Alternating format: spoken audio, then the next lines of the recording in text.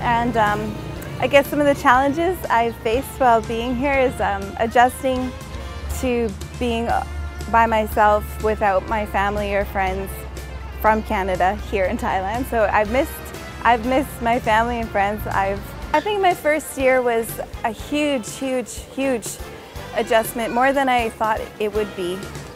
I really felt on my own, you know. I know God's with me, but you felt it's such a huge adjustment, and you're not used to anything. Nothing in Thailand is like Canada, not one thing, and it was a huge adjustment to get used to that. And the challenges have made me a stronger, better person, you know, and the rewards, you know, have made it worth it. And I think because I've come here to Thailand, missions is always going to be in my heart, you know, and I'm planning on coming back. You know, I thought maybe when I first joined up, I thought, oh, just my 4 years and then I'm done. But now I don't want to that's not the point, right? It's not doing your time in a foreign land or anything. It's where your heart is, right? Like, I want to serve God and I want Him to use me and I want to glorify Him. So coming here has made me realize that it doesn't matter exactly where you are as long as your heart is there, you know, and you want to be used by Him. So yeah, missions is always going to be in my heart now. So how I get around in Thailand, I use my scooter, and it's an automatic, so it's really easy to drive. And yeah, I just get to weave in and out of traffic in Thailand. I go to work and go to the mall, whatever. It's really easy to drive here in Thailand. And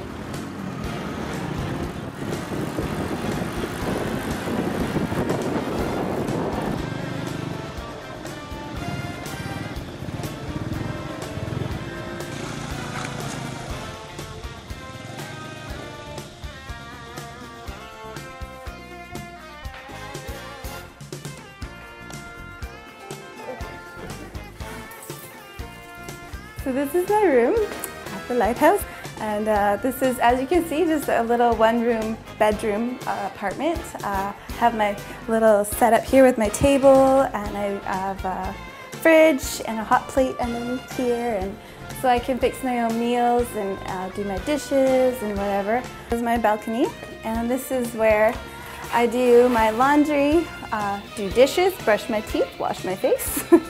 All of the above, and my bathroom. So if you're single and you're thinking about becoming a missionary, my advice would be to just really get in contact, obviously, with the people that you're going to be involved with, and just see what their expectations of you are as far as like where you're planning on living, what you're planning on doing, what your role will be there.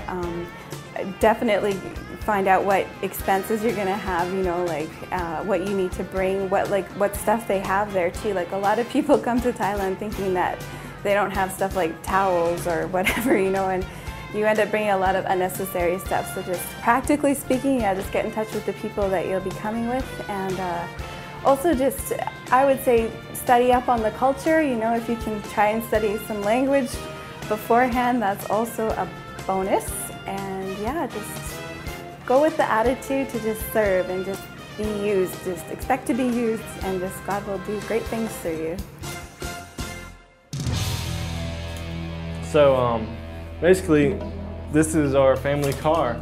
It's really cool, right? Actually, you know, this wouldn't pass in the States at all as far as the law. So people back home think it's kind of crazy, but here it's actually quite normal. You see newborns on bikes all the time. Not that we would put our newborn on a bike. Right, but Sailor's, you know, she's old enough. So it's great to have a motorbike because it's really cheap on gas. And so this is how we get around. And so actually we're about to go to the market. So if you want to follow us, come on, let's do it. Woo!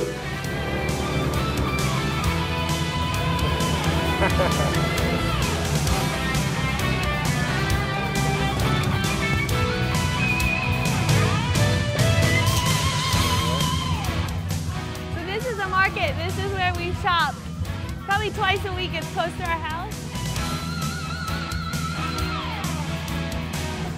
So as far as food goes, like what we eat usually during the week, this is one stand that we come to very often.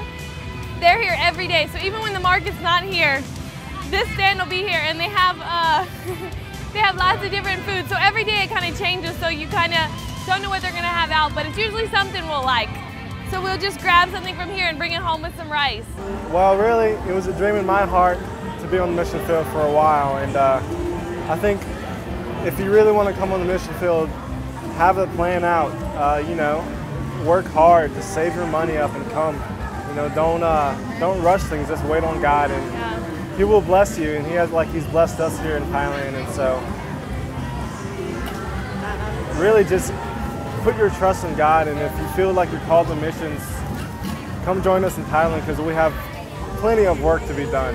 And there's still a whole lot of work to be done as far as the Great Commission, and just as us as Christians, just to reach out to these people, because a lot of them never heard of Jesus, and so it's a pretty dominant Buddhist country. And you know, like, if you feel like you're called, then God will make a way. And you might see it like a year in the future, but that, you know, you just got to work hard in that year and get to where you need to be able to come. But if God has called you to go, then He's going to make a way, and that's for sure. If you let Him make a way. Yeah. That's what happened for us. This is our sweet neighbor in Thailand. We didn't know anyone when we got here, really. Like anyone Thai, at least. And P. Jane has kind of become Sailor's Thai nanny. She loves her. That was one of our problems when we came, is we kind of wondered, how do we give up like family members and friends that'll help us with Sailor, like if we need a date?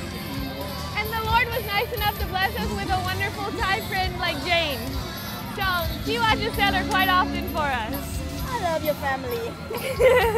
You want to go home with me, Jane? Say bye-bye. Bye. Take care. If you think that you have what it takes to become a foreign missionary, the first step you really need to take is to come here for a 2-week or 3-week short-term missions trip. Once you do that, once you see and touch and hear and smell and feel the whole thing, everything changes and the considerations change. But what it does is it helps you really test your heart, test the call, and know if this is really something that God's called you to do. Then after that, we want people to come to our home base in Sircha, Thailand for a year, working very closely together with us in all the menial jobs and all of the different departments and so on, so that we can build those relationships needed for the future. You know, we work together as a very tightly knit team, and in the future, we're looking at everyone becoming a leader of some critical part of the ministry, maybe another nation, maybe another department of the ministry, whatever it may be. And then to do that, we're asking people to make a long-term commitment. You know, most of our missionaries make a commitment of 4 years, extendable, and that's what we really need, because when we get good people, we get good missionaries, man, we don't want to let them go. We really want to see people work and produce. And so you got to think of it as giving up your life for a foreign field, for a different people, for a people that you don't know. Like John said, you know, laying down your life for the brethren, so that you can experience what God has for your life. That is very, very rewarding, that it's also very, very costly when we think about the commitment that Jesus is asking us to make.